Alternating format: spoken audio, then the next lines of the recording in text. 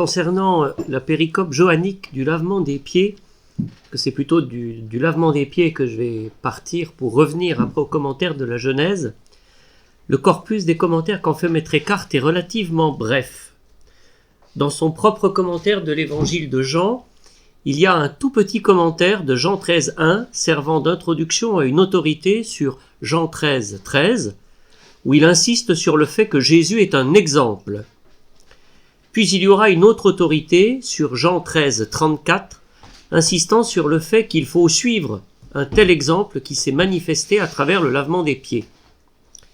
Il y a deux sermons allemands, un sur Jean 13.34 pour le commun des apôtres, où il insiste sur le « comme je vous ai aimé », invitant à suivre l'exemple du Maître, et un sermon sur Jean 13.8 pour le Jeudi Saint, en écho avec Jean 13.1 et Jean 13.9. Ce sermon est d'ailleurs celui où Maître Eckhart y propose sa plus impressionnante synthèse patristique. Et enfin, il y a un sermon retrouvé, édité par Marcus Vincent, sur Jean 13.12. Alors malgré la brièveté du corpus, il y a une profonde cohérence s'organisant en deux pôles. Jésus est un exemple, et il faut suivre cet exemple, faire comme lui. Ces pôles rendent compte d'une véritable dynamique initiatique. Alors la question qu'on peut se poser, c'est est-ce que cette cohérence ne puiserait-elle pas au sein même de la vie liturgique des dominicains une source?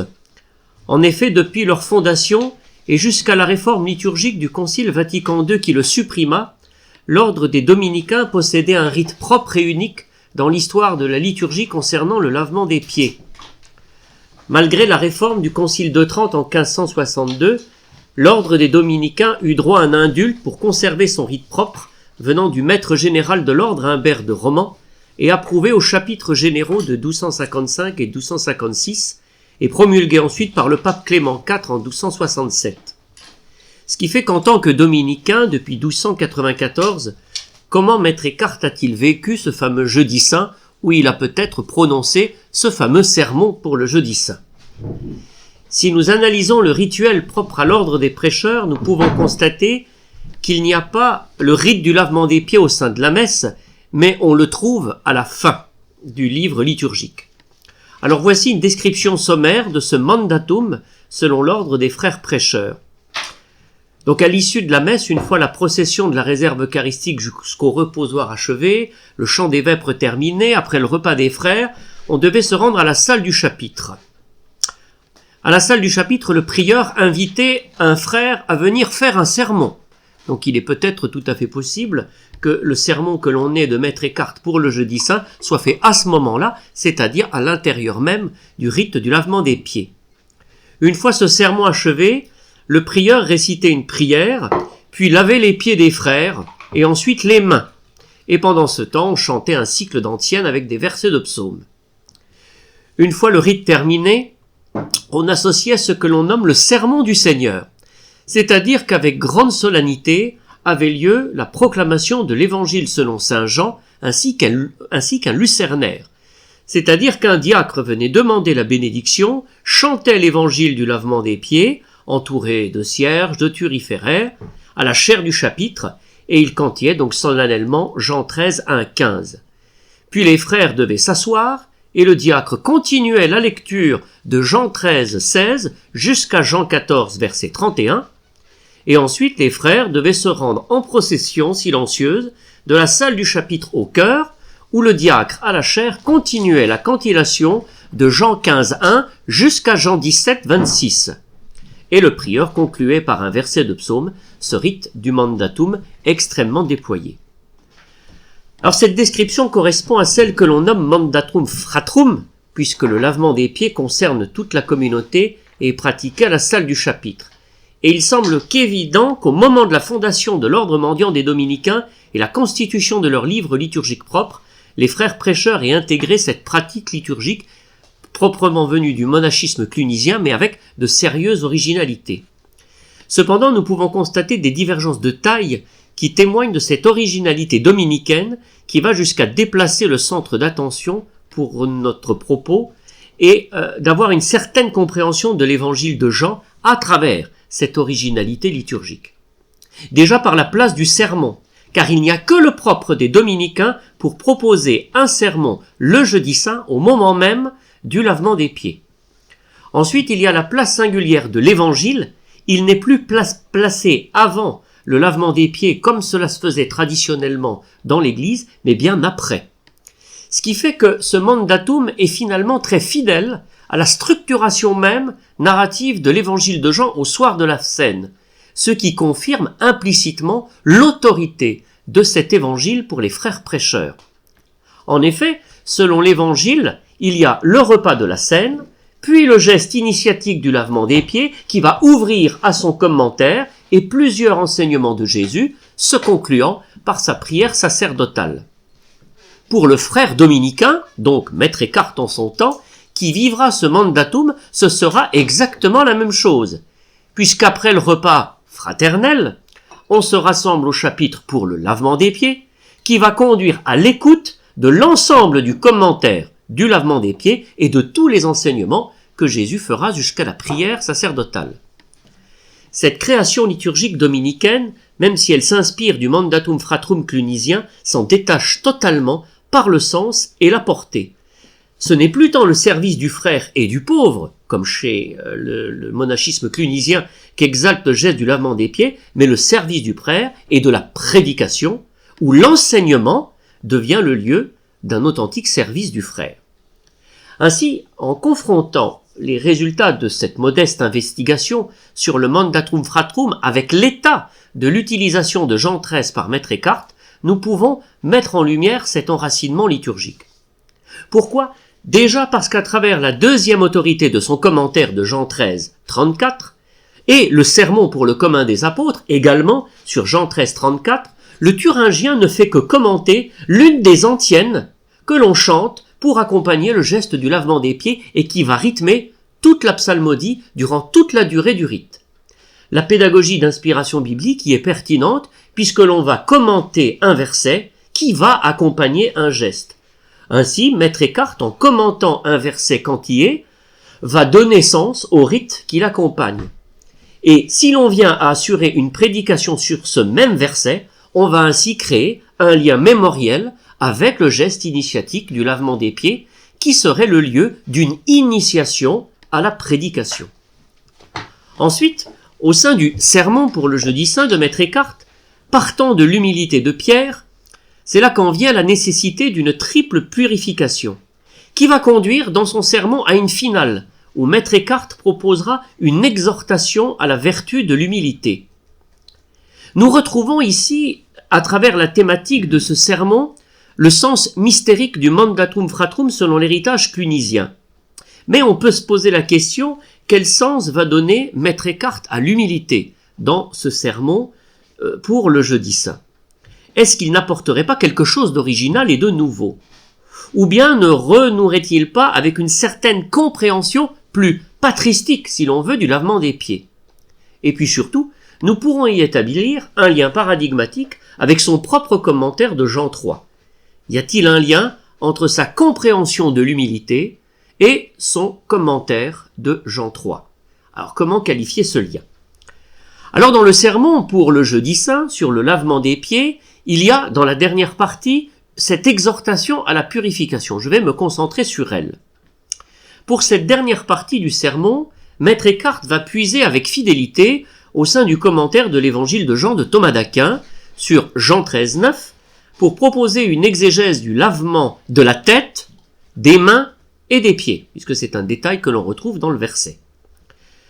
Il reprend une analyse elle-même puisée chez saint Augustin, mais en la développant davantage, à travers la triple purification de l'intelligence spéculative, de l'intelligence pratique et de l'intelligence sensible.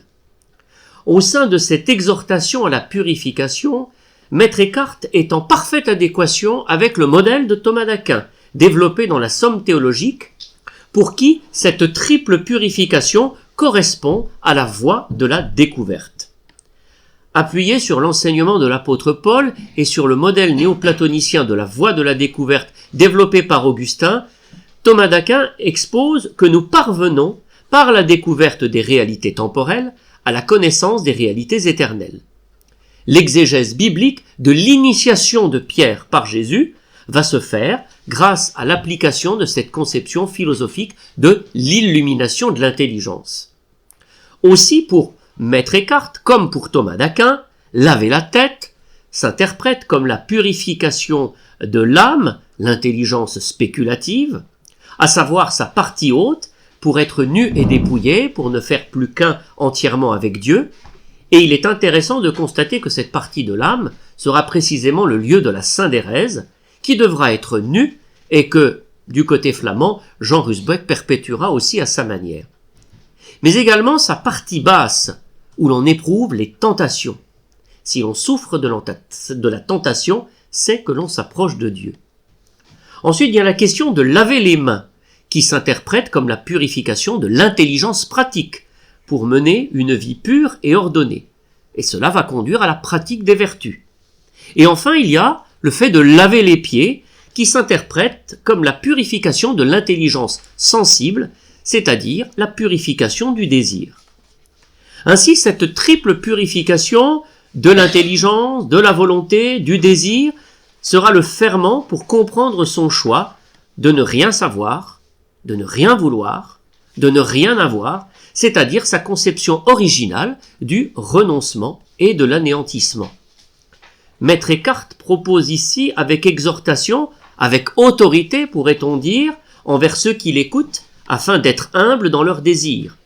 Et pour cela, il prend l'exemple de saint Paul ou de la Vierge Marie, puisque tous deux ont été humbles dans leurs désirs, ainsi la grâce de Dieu a pu réaliser de grandes choses. Dans le sermon retrouvé et publié par Marcus Vincent, qui lui aussi est prévu pour le Jeudi Saint, nous retrouvons une synthèse simplifiée de cette interprétation, au cours d'un approfondissement fait par Maître Eckhart sur Jean 13.9 et Jean 13.10. Bien que ce sermon retrouvé soit moins technique et les sources théologiques et philosophiques non mentionnées, le contenu est exactement le même. Cependant, il met bien en évidence la purification du désir comme étant indirectement le moyen de lutter contre la concupiscence.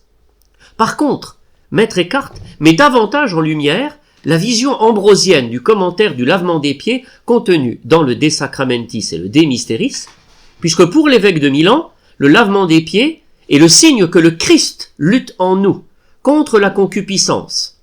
Or, indirectement, dans ces deux sermons, n'est-ce pas ce que dit Maître Eckhart lorsque pour lui, le lavement des pieds est la purification et l'orientation du désir vers le Christ, et qu'il s'agit au fond de l'œuvre du Christ lui-même. Or, cette interprétation du lavement des mains, des pieds et de la tête comme étant la purification des 3 degrés de l'intelligence, sensible, pratique et intellective, repose de manière étonnante sur le commentaire de Jean 3, au sein duquel Maître Eckhart interprète le péché originel avec la même présentation, les mêmes catégories, mais avec un mouvement complémentaire. En effet, dans le commentaire de Genèse 3, Maître Eckhart rappelle la nécessité de l'exégèse figurative pour comprendre et quelque part défendre le positionnement d'Augustin pour interpréter ce récit, mais en conservant un lien avec le sens littéral et historique.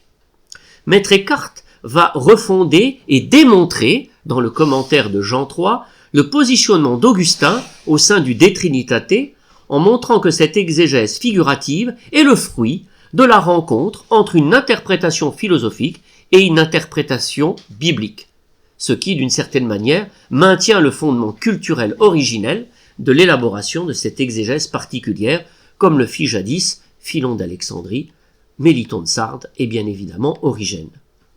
Il semble défendre l'exégèse figurative de Jean 3 pour mieux exposer et comprendre l'autorité d'Augustin exposée dans le De Trinitate et appliquée comme autorité pour interpréter Genèse 3 où le serpent est la figure de la sensibilité qui est commune à tous les pécheurs, la femme qui est la figure de la faculté rationnelle tournée vers les choses extérieures, la raison inférieure, et enfin l'homme qui est la figure de la puissance supérieure soumise à Dieu, la raison supérieure, le sommet de l'âme.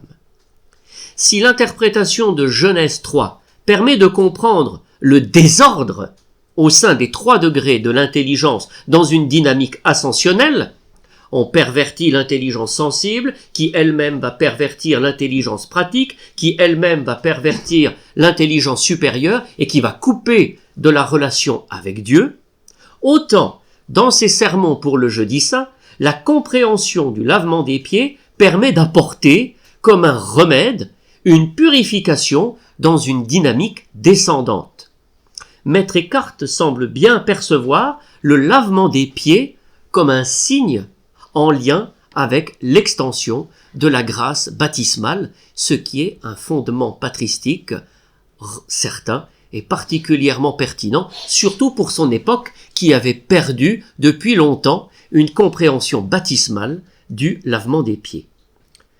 Par ce parallélisme entre les 2 commentaires en Genèse 3 et le lavement des pieds, il est permis d'établir un lien avec l'œuvre de la grâce, un peu comme si, par le commentaire de Genèse 3, Maître Eckhart expose la manière dont l'œuvre de la grâce, en particulier baptismale, celle qui ôte le péché originel, se perpétue en lui à travers une relation qualifiée de conversation. Alors là ici, bon, c'est pas très propre, hein, j'en suis un petit peu navré, mais vous avez en fait ici un résumé du développement du commentaire de Genèse 3. Alors, ce qui est très intéressant ici, dans ce schéma, je vais un petit peu vous le commenter. Alors ici, là, j'ai superposé les 3 degrés donc de l'âme et de l'intelligence avec la sensibilité, le rationnel, donc la raison inférieure, l'intellect avec la raison supérieure. Et alors, Maître Eckhart, donc dès le début du commentaire de Genèse 3, mais très peu, va expliquer le processus du péché des origines, à savoir, voyez, cette gradation ascendante de la perversion du péché des origines. Mais ce qui est très curieux, c'est que dans Genèse 3, plutôt que de parler uniquement du déploiement du péché originel, il va surtout exposer comment on va rétablir l'ordre des 3 degrés de l'intelligence. Alors pour cela, il va développer ceci. On parle toujours de cette conversation qui existe entre le sommet de l'âme et Dieu, mais ici, cette conversation, elle est extrêmement précise. Puisque la première chose qu'il va dire, c'est qu'évidemment, c'est que Dieu va générer une image. Et cette image, il va qualifier de parole visible. Or, on peut se demander ici si ce n'est pas une allusion, on va dire presque christologique et poétique, du mouvement même de l'incarnation du Verbe. Une fois que cette image a été générée par Dieu, ici, il va présenter le sommet de l'âme, on va dire un petit peu dans la perspective d'un miroir, où cette image, donc cette parole visible, va faire une réflexion. Et ici, l'intellect, dans son sommet, va faire une intellection.